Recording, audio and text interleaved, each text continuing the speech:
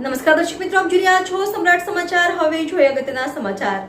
તળાજાની આસપાસના વિસ્તારમાં રસ્તે રઝળતા ઢોરોને પોલીસ દ્વારા ગળામાં રેડિયમ બેલ્ટ બાંધવામાં આવ્યા, જેથી અકસ્માતો ટળી શકે. તળાજા શહેરની આસપાસના હાઈવે ઉપર રસ્તે રઝળતા પશુઓને પોલીસ દ્વારા અકસ્માતો અટકાવવા રેડિયમ બેલ્ટ બાંધવામાં આવ્યા. ભાવનગર જિલ્લાના તળાજા શહેરથી ભાવનગર જતા હાઈવે ઉપર તેમજ મહુવા જતા હાઈવે ઉપર અવારનવાર રસ્તે રઝળતા પશુઓના કારણે નાના મોટા અકસ્માતો થાય છે અને આવા અકસ્માતોમાં કેટલાક લોકોએ અને પશુઓએ જીવ ગુમાવ્યા હોવાના પણ બનાવો બની ચૂક્યા છે.